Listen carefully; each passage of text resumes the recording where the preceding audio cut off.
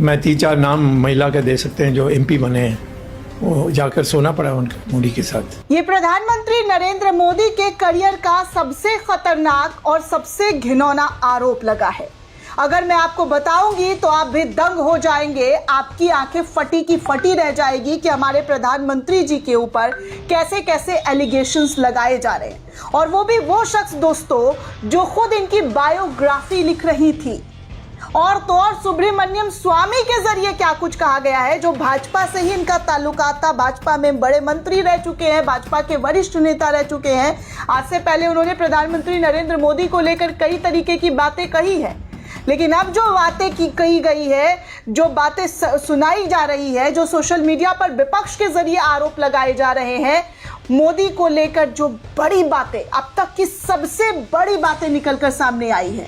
अब तक तो आपने एप्स्टीन फाइल के बारे में, मोदी का नाम जो सामने आया था उसके बारे में सुना था, और भी कई मुद्दों पर प्रधानमंत्री नरेंद्र मोदी के बारे में जो है उन पर एलिगेशंस लगे थे। लेकिन ये वाला एलिगेशंस दोस्तों, मतलब मैं पढ़ करके मेरा दिमाग एकदम सन्न हो गया कि आखिर क्या था ये, किस तरीके के आरोप लग रहे हैं। क्या प्रधानमंत्री नरेंद्र मोदी ऐसा कर सकते हैं? क्या प्रधानमंत्री नरेंद्र मोदी ने महिलाओं का शोषण किया है? हालांकि ये आरोप है दोस्तों, अभी सिद्ध नहीं हुआ है, लेकिन जो आरोप है वो बेहद गंभीर आरोप है और इसको बात करना बेहद जरूरी बन जाता है जब सत्ता पक्ष के बड़े रसूखदार के ऊपर ऐसे आरोप लगे, विपक्ष आरोप लगाए और बड़ी बड़ी बातें कहें, तो वो अपने आप में कई बड़े सवाल खड़े कर देते हैं। सबसे पहले मैं संजय सिंह का आपको ये ट्वीट दिखाना चाहूंगी, जहां पर मधु पूर्णिमा किश्वर के ट्वीट को रीट्वीट करते हुए इन्होंने लिखा है कि मोदी की बायोग्राफी लिखने वाली महिला खुद खुलासा कर रही है कि मोदी कई दशकों से महिलाओं का शोषण कर रहा है। कितनी महिलाओं को महत्वपूर्ण पद देने के बदले नरेंद्र मोदी ने उनका शोषण किया है। कितनी महिलाओं की मोदी ने जासूसी करवाई है। क्या हमारा देश एक महिला शोषण करने वाले के हाथों में है? क्या हमारा देश महिला शोषण करने वाला चला रहा है? ऐसे आदमी को प्रधानमंत्री पद पर कैसे कोई, जी हाँ, ऐसा आदमी प्रधानमंत्री पद पर कैसे रह सकता है? इस तरीके की बातें संजय सिंह के जरिए कही गई है। आगे मनीष सिसोदिया भी इस खबर को रीट्वीट कर रहे हैं और लिख रहे हैं कि एप्स्टीन गैंग के कारनामों की चर्चा के बीच मधु किश्वर का ये ट्वीट बहुत खतरनाक बात कह रहा है कि ऐसे मामले में उलझे नेता देश के लिए खतरा बन सकते हैं, क्योंकि वो ब्लैकमेल के शिकार हो सकते हैं। मधु किश्वर का ये लंबा ट्वीट बेहद महत्वपूर्ण है। इसमें लगाए गए आरोप किसी विपक्षी नेता का नहीं, राजनीतिक बयान भी नहीं है, बल्कि सत्ता के अंदर की उन चर्चाओं का जिक्र है जिन्हें वो वर्षों से सुनती रही है। वो लिखती है कि साल 2014 में नरेंद्र मोदी प्रधानमंत्री बनने के बाद से ही उनकी निजी जीवन, कुछ महिलाओं को पद देने और यहाँ तक कि कुछ मंत्रियों से जुड़े विशेष सेवाओं की बात सत्ता के गलियारों में चर्चा का विषय थी। इन बातों से वो इतनी असहज हो गई कि उन्होंने खुद इस चीज से दूरी बना ली, यहाँ तक कि सार्वजनिक कार्यक्रमों में भी जाने से बचती रही। और सबसे गंभीर चेतावनी ये वही दावा करती है कि विदेशों तक में उनकी अय्याशियों की कहानी सुनने को मिलती थी। अब ये बातें इसलिए और गंभीर हो जाती है क्योंकि मधु किश्वर कोई ट्रोल या विपक्ष की कार्यकर्ता नहीं है दोस्तों। वो देश की जानी मानी लेखिका है, पत्रकार और विचारक है, भाजपा और संघ की विचारधारा के करीब रहने वाली महिला है। यहाँ तक कि उन्होंने नरेंद्र मोदी की जीवनी तक लिखी है। ऐसे व्यक्ति की बात को कोई यूं खारिज नहीं कर सकता है। ऐसे में सवाल और भी गंभीर हो जाते हैं। क्या सचमुच महिलाओं को पद देने के बदले उनका शोषण किया गया था? क्या महिलाओं की जासूसी करवाई गई थी? क्या देश की सत्ता ऐसे आरोपों के साए में चल रही है? नरेंद्र मोदी जी, देश आपसे सीधा जवाब मांग रहा है। 56 इंच का सीना सिर्फ भाषणों में नहीं, सच का सामना करने में भी दिखाइए। आपको अब मैं मधु पूर्णिमा किश्वर के वो ट्वीट दिखाना चाहूँगी जिसको उन्होंने बहुत लंबा चौड़ा आर्टिकल शेयर किया है और लिखा है कि जब नरेंद्र मोदी 2014 में सत्ता में आए हैं, तब से ही वो जो मधु किश्वर है उनसे दूरी बना लिया था। लेखक ने अपनी किताब की कॉपी में भी उन्हें सीधे जी हाँ कहा है कि भारती लाल के माध्यम से मैंने वो तमाम चीज़ें भेजी है। लेखिका का दावा है कि सत्ता के अंदरूनी नेटवर्क में ये चर्चा थी कि महिलाओं को मोदी से नज़दीकी होने के कारण सांसद और मंत्री बनाया जाता है। वो ये भी कहती है कि कुछ लोग जैसे हरदीप सिंह पुरी और सुब्रमण्यम जयशंकर के बारे में भी तरह तरह की बातें कही जाती थी जब उन्हें कैबिनेट में शामिल किया गया है। लेखिका के अनुसार 2014 में जब वो अमेरिका गए तो वहाँ भी मोदी की निजी जिंदगी को लेकर अफवाहें उनको सुनने को मिली। ये भी कहा जा रहा है कि स्मृति ईरानी को शिक्षा मंत्री बनाए जाने से कुछ विवादों को हवा तक मिली थी।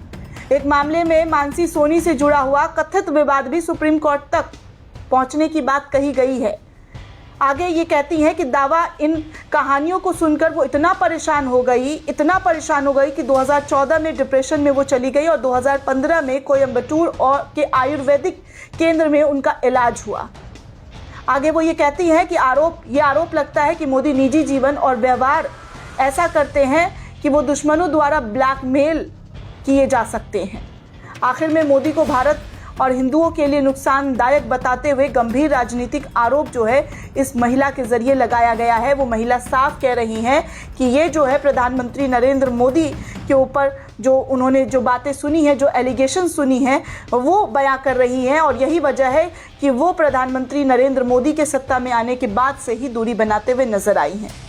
जी हाँ दोस्तों, इससे ये समझ आता है कि मोदी 2014 में जब सत्ता संभाली थी, ये इस महिला के जरिए ट्वीट किया गया है। आप स्क्रीन पर एक एक शब्द देख सकते हैं जिसका मैं इंग्लिश है उसको हिंदी में ट्रांसलेट करके बता रही हूँ कि तब से ही मैंने उनसे बहुत सुरक्षित दूरी बनाए रखी है। उन्हें अपनी किताब की एक कॉपी गिफ्ट करने भी नहीं गई, बस उनके पसंदीदा अफसर भारत लाल के जरिए एक बिना दस्तखत वाली कॉपी उनको भिजवा दी थी। जिस महिलाओं को मोदी ने अपनी नज़दीकी की वजह से सांसद और मंत्री बनाया था, उनके नाम संघी सत्ता के गलियारों में काफ़ी ज़ोरों शोरों से फुसफुसाए जा रहे थे। इसलिए मैंने बहुत पहले ही एहतियातन बरतना शुरू कर दिया था। हरदीप पुरी जैसे लोगों के नाम भी दबी जुबान लिए जाने लगे थे, जिन्हें गुजरात के मुख्यमंत्री रहते हुए मोदी को खास सेवाएं दी जाती थी। ऐसे आरोप जो है प्रधानमंत्री नरेंद्र मोदी पर लग रहे हैं। कहा जा रहा है कि उनके कैबिनेट में जयशंकर को भी शामिल किया गया था, उन पर भी कुछ आरोप लग रहे हैं। 2014 में जब वो लेक्चर देने अमेरिका गई तो वहां भी उनकी अय्याशियों के किस्से आए थे उनके सामने। 12वीं पास स्मृति ईरानी को शिक्षा मंत्री बनाए जाने से उनके दूसरे घोटालों को भी बल मिला, तो तब तक आम लोगों की नज़रों में मानसी सोनी से जुड़े हुए घोटाले तो पहले ही सुप्रीम कोर्ट तक पहुंचा दिए गए थे। इस तरीके की बातें मधु पूर्णिमा के जरिए कही जा रही है। उनके पूरे इस ट्वीट में आप देख सकते हैं कि कितने बड़े बड़े एलिगेशंस जो है लगाए गए हैं। आगे मैं आपको और भी इनके ट्वीट्स के कुछ पार्ट्स जो है वो स्क्रीन पर रखना चाहूँगी, जहाँ पर इन्होंने कहा है, जी हाँ, इनके ज़रिए कहा है कि मोदी के किसी करीबी ने मुझे उन कागज़ों का पूरा सेट दिया जिन्हें जेल में बंद एक IAS अधिकारी ने सुप्रीम कोर्ट में जमा किया था। यह अधिकारी भी सोनी के साथ खूब मौज मस्ती करता रहा था। इसके अलावा गुजरात के लोगों ने, जिनमें मोदी के कुछ करीबी लोग भी शामिल थे, मेरे साथ उन घिनौने हरकतों की कहानियाँ साझा की है जो वो गुजरात के मुख्यमंत्री रहते हुए महिलाओं के साथ किया करते थे और उसके प्रचारक और बीजेपी के पदाधिकारी थे। तब भी उन कहानियों को सुनकर मुझे उनकी मौजूदगी से इतनी नफरत हो गई कि मैंने उनके सभी कार्यक्रम, यहाँ तक कि शादी के रिसेप्शन में भी जाना छोड़ दिया था जहाँ मोदी के आने की संभावना होती थी। उन भयानक किस्सों में मैं इतना ज़्यादा सदमे में चली गई, इतना ज़्यादा डिप्रेस्ड हो गई कि मुझे बाहर जाकर, जी हाँ, कोयम्बटूर में जाकर इलाज करवाना पड़ा। मेरी सेहत पर बहुत बुरा असर पड़ा। उबरने के लिए मुझे 1 साल, जी हाँ, 1 साल लगा है। और कहा जा रहा है कि 2015 में 21 दिनों के लिए वो कोयम्बटूर के आयुर्वेद उपचार केंद्र में भी जाकर रही थी। मुझे याद है जब मैंने RSS को एक बहुत वरिष्ठ बुद्धिजीवी के साथ उन खबरों को सुनकर अपना दुख साझा किया तो उन्होंने ये कहकर बात टाल दी कि तुम इतने हैरान क्यों हो, उसकी निजी ज़िंदगी से हम में से किसी को क्या फ़र्क होना चाहिए। जी हाँ, ये कहा गया RSS के एक बड़े बुद्धिजीवी के ज़रिए कि तुम्हें क्यों हैरानी हो रही है उनके पर्सनल लाइफ के बारे में, उनकी जो कंटेंट है, जो सामग्री है, उसके बारे में तुम्हें क्यों दिक्कत है। अमित मालविया को बीजेपी का सोशल मीडिया प्रभारी नियुक्त किया जाना बीजेपी के शीर्ष नेताओं की मानसिकता का एक और सबूत था। ये बात भी मधु पूर्णिमा के जरिए कही गई है दोस्तों। आगे उन्होंने, जी हाँ, आगे उन्होंने ये भी तो अपने सोशल मीडिया एक्सपर्ट ट्वीट करते हुए लिखा है कि अगर उन्होंने दूसरे मोर्चे पर अच्छा काम किया होता तो शायद मैं उनके शिकारी जैसे यौन व्यवहार को नज़रअंदाज कर देता, लेकिन नरसंहार करने वाली वैक्सीन को ज़ोरों शोरों से बेचना, हिंदू समाज को कुचलने और हिंदू धर्म को बदनाम करने की उनकी बेशर्म कोशिश लगातार रही है। हिंदुओं पर जानलेवा हमला करने के लिए भीमताओं और मीमताओं को उनका घिनौना संरक्षण बनाया गया है। ग्लोबलिस्ट माफिया के सामने उनको गुलामों जैसा बर्ताव किया गया है। कठुआ कांड के दौरान हिंदुओं को सताने में उनकी शैतानी रवैया, यानी कि जिस किताब का उन्होंने पूरा वर्णन किया, the girl from Kathua A sacrificial victim of, इस तरीके से जो है गजवाए हिंद को लेकर उन्होंने एक बुक छापी थी और भी बहुत सारी चीज़ें जो है इस जगह पर देखने सुनने को मिली थी। इन सब ने मुझे उनके पहले कार्यक्रम में ही एहसास दिला दिया था कि हम एक शैतानी शासक के शिकंजे में फंस गए हैं, जिसमें एक CIA का एजेंट जिसे भारत को तबाह करने और हिंदुओं का सफाया करने के लिए सत्ता में बिठाया गया था। मोदी के व्यक्तित्व में मौजूद विकृतियों ने मुझे इस बात का पक्का यकीन दिला दिया कि हमें अपने नेताओं के यौन भ्रष्टाचार कहीं ज़्यादा ध्यान देने चाहिए थे। जो लोग इस मोर्चे पर कमज़ोर होते हैं वो भारत के दुश्मनों की ब्लैकमेलिंग के आगे उन लोगों की तुलना में कहीं ज़्यादा आसानी से घुटने टेक देते हैं जो सिर्फ आर्थिक रूप से भ्रष्ट होते हैं। मैं जल्द ही इस बात का सबूत भी पेश करूंगी कि किस तरीके से उन्हें पहले ही दिन से ब्लैकमेल किया जा रहा है।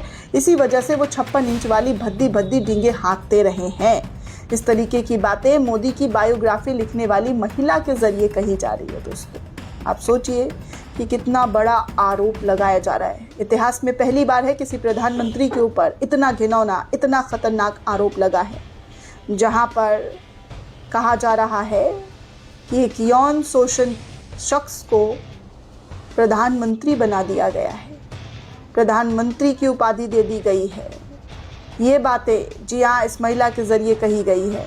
आगे आप खुद देख सकते हैं, एक यूज़र हैं तरुण गौतम, उन्होंने सुब्रमण्यम स्वामी के ट्वीट को रीट्वीट किया है और सुब्रमण्यम स्वामी एक पॉडकास्ट में बैठे हुए क्या कह रहे हैं दोस्तों, वो बताना भी मुझे मतलब शर्म भरी चीज़ें हैं कि जो बीजेपी के सबसे करीबी हैं, सबसे खासम खास में से एक थे, वो आज प्रधानमंत्री नरेंद्र मोदी को लेकर ऐसी बातें कर रहे हैं, ऐसे घिनौने आरोप लगा रहे हैं। दरअसल सुब्रमण्यम स्वामी ने फिर बड़े आरोप लगाए और गंदे आरोप लगाए हैं।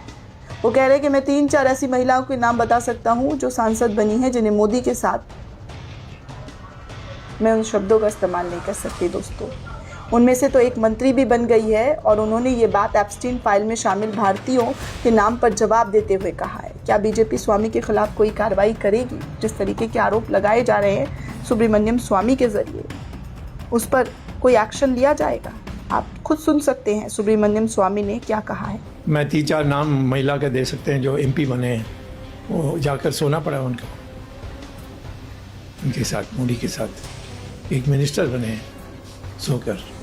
मैं उन शब्दों का इस्तेमाल नहीं कर सकती हूँ, माफ़ कीजिएगा दोस्तों, क्योंकि जितने बड़े आरोप लगे हैं उसको सुनकर मेरा भी दिमाग चकरा गया है कि एक शख्स जिसको महान बनाने के लिए क्या कुछ कहा गया, कितने एडवर्टाइजमेंट, कितने पैसे खर्च किए गए, लेकिन उस महान शख्स के बारे में एक ऐसी महिला कह रही है जो ना कि कांग्रेसी है और ना ही विपक्ष की कोई नेता है, बल्कि बीजेपी से जुड़ी हुई, बीजेपी के एकदम क्लोज, वो इस तरीके की बातें कर रही है। मोदी की बायोग्राफी लिखने वाली महिला वो ऐसी चीज़ें कह रही हैं। दोस्तों, ये पूरी रिपोर्ट आपको कैसी लगी हमें कमेंट करके ज़रूर बताइएगा। साथ ही साथ चैनल को ज़्यादा से ज़्यादा लाइक, शेयर और सब्सक्राइब करना बिल्कुल भी ना भूलें। शुक्रिया दोस्तों।